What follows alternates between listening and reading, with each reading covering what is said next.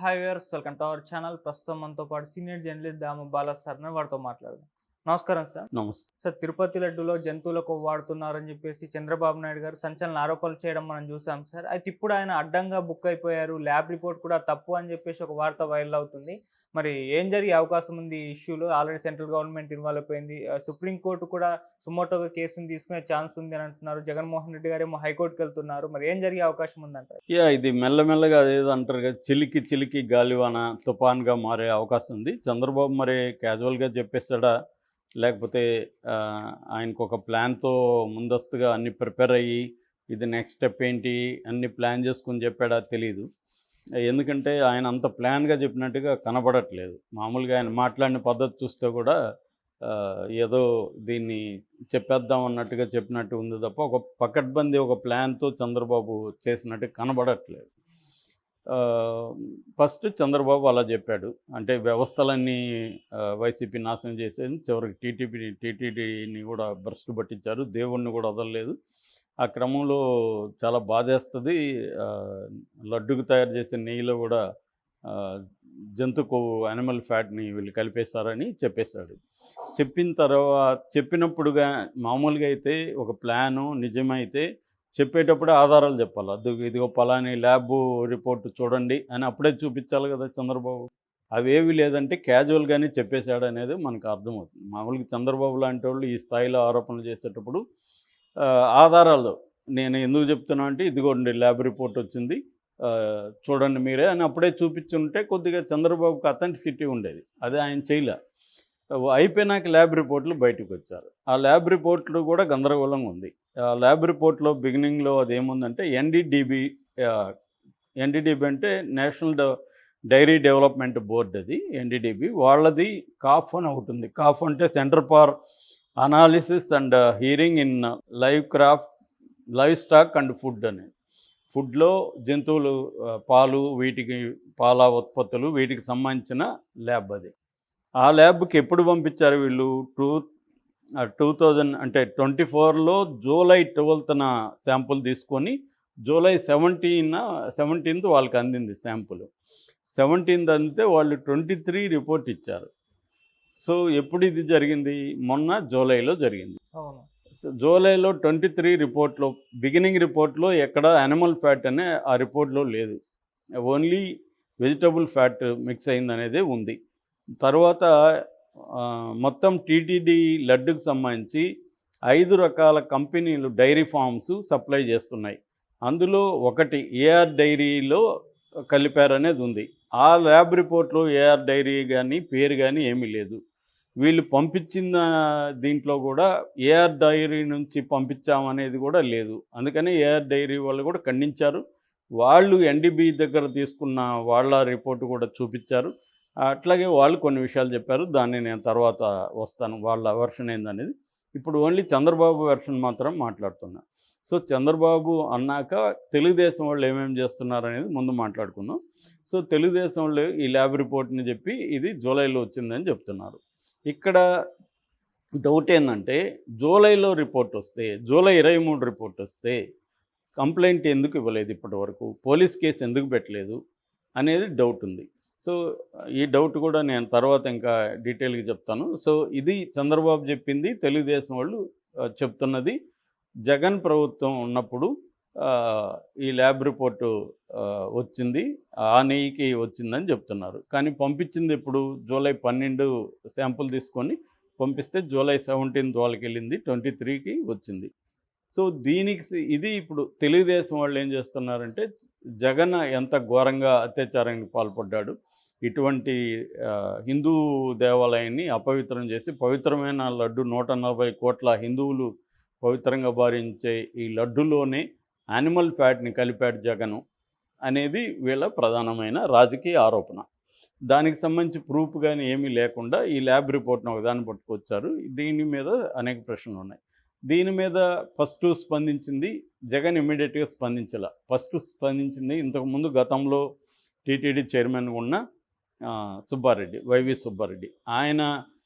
ఆయన కూడా మనలాగా డౌట్లు కానీ ఇంకోటి ఎక్స్ప్రెస్ చేయకుండా ఆయన ఎమోషనల్గా రియాక్ట్ అయ్యి నేను నా భార్య బిడ్డలు తీసుకొస్తాను, ప్రమాణం చేస్తాను, నువ్వు ప్రమాణం చేస్తావు, ఒక మనిషిగా పుట్టినోడు ఎవడు ఇలా చేయడం అనేది ఆయన చేశాడు తప్ప దాన్ని లాజికల్గా ఆయన అసలు ప్రాసెస్ ఎలా జరుగుతుంది ఇవన్నీ చెప్పుండాలి, అవేవి చెప్పలేదు ఆయన.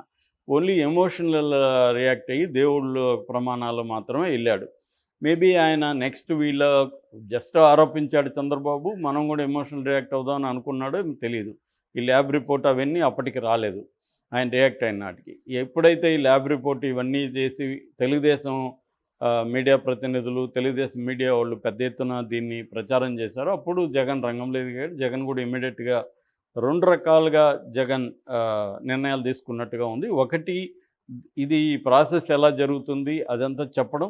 2, చంద్రబాబు ఎందుకు ఈ ఆరోపణలు చేస్తున్నాడు దాని బ్యాక్గ్రౌండ్ ఏంటి చెప్పడం. 3, లీగల్గా వెళ్ళడం.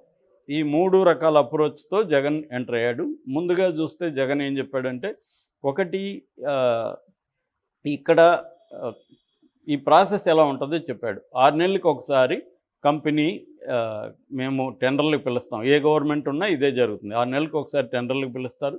ఆ టెండర్లలో పాల్గొన్న కంపెనీలకు national accreditation board for labs అని ఉంటుంది. ఇది నేషనల్ సెంట్రల్ గవర్నమెంట్ బోర్డు అనమాట. దీని సర్టిఫికేట్ ఉండాలి, అంటే వీళ్ళది స్వచ్ఛంగా ఉంటుంది, బాగుంటుందనే క్వాలిటీ సర్టిఫికేట్ ఇస్తారు.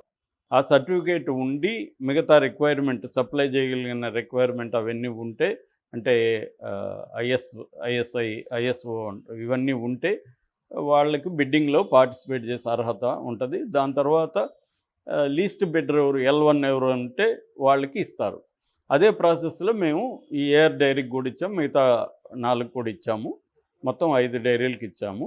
దాని తర్వాత ఒక ట్యాంకర్ నెయ్యి తీసుకొని ఒక ట్యాంకర్ వచ్చిందనుకో, వచ్చినప్పుడు ఏమవుతుందంటే ఫస్ట్ ఏం చేస్తారంటే 3 రకాల అందరి అక్కడ ఉన్న ఎక్స్పర్ట్ల ముందు అక్కడ ట్యాంకర్తో పాటు వచ్చిన వాళ్ళ కంపెనీ మేనేజర్ ఆధ్వర్యంలో దాన్ని సీల్ ఓపెన్ చేస్తారు. సీల్ ఓపెన్ చేసి 3 రకాల శాంపుల్స్ తీసుకుంటారు. ఒక శాంపుల్ ఏమో మాయిశ్చర్ టెస్ట్ చేస్తారు, రెండో శాంపుల్ ఏమో foreign elements of vegetable elements ఏమన్నా ఎక్స్ట్రా ఉన్నాయా ఒకటి, మూడోదేమో యానిమల్ ఎక్స్ట్రాక్ట్స్ ఏమన్నా ఉన్నాయా. ఈ 3 రకాల శాంపుల్స్ ప్రతి కన్జైన్మెంట్లో చేస్తారు. ప్రతి ట్యాంకర్కి ఈ 3 రకాలు చేసి ఈ మూడిట్లో ఏమైనా ఇబ్బందులు ఉంటే వాటిని వెనక్కి తిప్పి పంపించేస్తారు. ఇలాగా చంద్రబాబు పీరియడ్లో 15 సార్లు వెనక్కి వెళ్ళిపోయినాయి, జగన్ పీరియడ్లో 18 సార్లు వెనక్కి వెళ్ళిపోయినాయి. ఇది రొటీన్ ప్రాసెస్, ఎవ్రీడే జరిగే ప్రాసెస్. ఈ 3 రకాల టెస్టులలో పాస్ అయితేనే ఆ నెయ్యి లోపలికి అలో చేస్తారు, లేకపోతే అక్కడి నుంచే తిప్పి పంపించేస్తారు. ఓకే. సో అలాగా ఏమన్నా ఇది చేస్తే వాటిని బ్లాక్ లిస్ట్లో కూడా పెడతారు ఆ సప్లై చేసిన వాళ్ళు, మళ్ళీ టెండర్ పిలిచి మళ్ళీ ఇస్తారు. ఇలాగే జరుగుతుంది ఇది. సో ఇప్పుడు ఒకవేళ చంద్రబాబు చెప్పిందే కరెక్ట్ అయితే ఈ 3 టెస్టులు చేశారు కదా, ఆ 3 టెస్టుల్లో ఫెయిల్ అయినాయి అంటే వాళ్ళు కావాలని టెస్టులు బాగా చేయలేదా, వాళ్ళ మీద కంప్లైంట్ ఎందుకు రిటర్న్ పంపించలేదు, టెస్టుల్లో ఎందుకు తేలలేదు అది అనేదానికి ఆన్సర్ ఇవ్వాలి. అంటే హ్యూమన్ ఫెయిల్యూరా, కావాలని కుట్రా, లేకపోతే టెస్ట్లలో బయటకు పోలేదంటే ఈ టెస్ట్లే ఎబ్సెంట్ కాదని అప్పుడు. కాబట్టి లేదు హ్యూమన్ కుట్ర చేసి వీళ్ళు కుమ్మక్కయ్యి ఆ టెస్ట్లో డబ్బులు తీసుకొని వీళ్ళు క్లియర్గా ఇచ్చేసి ఏమన్నా చేస్తుంటే దాని మీద ఎంక్వైరీ చేసుకోవాలి. సో అదొకటి. రెండోది జగన్ అడిగింది ఏంటంటే 23 మీకు రిపోర్ట్ వస్తే మీరు 2 నెలలు ఎందుకు గమ్మున ఉన్నారు అన్నీ ప్రశ్నిస్తున్నాడు. దానికి ఆయన కూడా ఆన్సర్ చెప్పాడు. ఏం ఆన్సర్ చెప్పాడంటే చంద్రబాబు ప్లాన్ ఏంటంటే ఈ 2 నెలలకు ముందు ఇది రొటీన్గా జరిగే రిపోర్టే, ఎప్పుడైనా మాకు ఇబ్బంది వస్తే ఒకసారి మేము కూడా నేషనల్ బోర్డ్ ఆఫ్ డైరీ బోర్డుకి ఇస్తాం, వాళ్ళు ఇస్తారు. ఇది రొటీన్గా ప్రతి గవర్నమెంట్లో జరిగేది. ఎందుకంటే ఒక సిస్టమ్ని ఎవాల్వ్ చేశారు. ఓన్లీ నెయ్యి కాదు, నెయ్యిలో లడ్డులో తయారులో కానీ ప్రసాదం మిగతా వడ కానీ దాంట్లో వాడే ప్రతి పదార్థాలకి ఒక సిస్టమేటిక్ టెస్టింగు వ్యవహారం అంతా క్వాలిటీ టెస్టింగ్ అన్నీ ఉంటాయి. ఇది ఎప్పటి నుంచో వస్తున్నది, ఎన్టీఆర్ పీరియడ్ నుంచి కూడా వస్తున్న వ్యవహారం. సో దాన్ని మేమేమీ డిస్టర్బ్ చేయలేదు. సో ఇప్పుడు ఇది అంటున్నారు అనేది ఒకటి. రెండవది ఈ ఏఆర్ వాళ్ళు ప్రతినిధులు మీడియాతో మాట్లాడారు. వాళ్ళు ఏమన్నారంటే అసలు మేము ఎంటర్ అయిందే మేలో, జగన్ పీరియడ్లో మేము లేము, మేము ఎంటర్ అయిందే మేలో, మేము సప్లై చేసింది జూన్ జూలైలోనే, 2 నెలలే మేము సప్లై చేసింది. మా దాంట్లో ఫాల్ట్ ఉందని వీళ్ళు ఎలా నిర్ధారించారు? ఎందుకంటే మాకు చెప్పలేదు. మా నెయ్యి పంపించారా? వాళ్ళకి వేరే నెయ్యి పంపించారా అనేది తెలీదు. వీళ్ళు మా నెయ్యే పంపించారనేది గ్యారంటీ ఏముంది? మా ముందు తీసి కదా పంపించాలి. అదేం చేయలేదు వీళ్ళు. సో, మాదే పంపించారా? మిగతా నలుగురు కూడా సప్లై చేస్తున్నారు. వాళ్ళది పంపించారా? లేదా ఔట్ సైడ్ నెయ్యి పంపించారా? అనేది ఏం తెలీదు. ఎందుకంటే సర్టిఫికేట్‌లో మా నెయ్యి, మా కంపెనీ పేరు లేదు. సో, మేము చేసింది ఈ 2 నెలలు అంటున్నాం. మరి ఈ 2 నెలలు చేస్తే జగన్‌కి ఏం సంబంధం? చంద్రబాబుకి కదా సంబంధం. కూటమి ప్రభుత్వం సంబంధం అనే ఒక ప్రశ్న రైజ్ అవుతుంది. సో, జగన్ ఏం చెప్తున్నాడంటే ఇది డైవర్షన్ పాలిటిక్స్. ఎందుకంటే 100 రోజులు చేశాడు. ఈయన సూపర్ సిక్స్‌లో ఫెయిల్ అయ్యాడు. విశాఖ ఉక్కు ప్రైవేటీకరణ ముందుకి వెళ్ళిపోతుంది. తర్వాత మెడికల్ కాలేజీలను ప్రైవేటు పరం చేస్తున్నాడు. ఇట్లా వరదల్లో ఫెయిల్ అయ్యి ఒక 60 మంది చావుకు కారణమయ్యాడు. ఇలాగ 100 రోజులు ఇదనేది మొత్తం ప్రజలను మోసం తప్ప 100 రోజులు మోసం తప్ప 100 రోజులు సక్సెస్ కాదు ఇది. దీన్ని డైవర్ట్ చేయడానికి నెయ్యి వ్యవహారం తీసుకొచ్చాడు తప్ప దీంట్లో ఏ రకమైన వాస్తవం లేదు అని చెప్పాడు. చెప్పిన దాంతో పాటు హైకోర్టుకి వెళ్ళి సిట్టింగ్ జడ్జి విచారణ కోరాడు. హైకోర్టులో పిటిషన్ పెండింగ్లో ఉంది. సుప్రీంకోర్టు చీఫ్ జస్టిస్కి మోడీ కూడా లెటర్ రాశాడు జగన్, దీని మీద విచారణ జరపండి. దాంతో మోడీ ప్రభుత్వం కూడా రంగంలోకి దిగింది. వాళ్ళు కూడా నివేదిక అడిగారు. అట్లాగే వేరే వాళ్ళు కూడా సుప్రీంకోర్టులో పిటిషన్లు వేశారు. అవి కూడా విచారణకు వచ్చే అవకాశం ఉంది చీఫ్ జస్టిస్ దగ్గర. ఇది ఎందుకంటే ఇది ప్రపంచవ్యాప్తంగా, దేశవ్యాప్తంగా అందరూ రియాక్ట్ అవుతున్నారు. వెంకయ్య నాయుడు రియాక్ట్ అయ్యారు. ఉత్తరప్రదేశ్లో రామ టెంపుల్ బ్యాచ్ రియాక్ట్ అయ్యారు. ఇక్కడ బండి సంజయ్ రియాక్ట్ అయ్యాడు. ఇలాగ అందరూ రియాక్ట్ అవుతున్నారు. ఇది కంప్లీట్గా చంద్రబాబు మెడకు చుట్టుకునే అవకాశం కనిపిస్తుంది. ఓకే. కాకపోతే చంద్రబాబు ఏంటంటే ఘటన సమర్థుడు అంటారు కదా, అలాగే ల్యాబుల్లో మేనేజ్ చేసుకోవడం చేసుకొని జగన్ ప్రభుత్వంలోనే వచ్చిందని ఏమన్నా నిరూపిస్తాడా అనేది చూడాలి. కానీ మామూలుగా పరిస్థితి చూస్తే మాత్రం చంద్రబాబు ఇరుక్కునే పరిస్థితి కనిపిస్తుంది. ఎందుకంటే జూలైలో వస్తే ఇన్ని రోజులు మీరు ఎందుకు కంప్లైంట్ చేయలేదు అని శ్యామలరావు ఇప్పుడు మాట్లాడుతున్నాడు బయటకు వచ్చి. 2 నెలలుగా శ్యామలరావు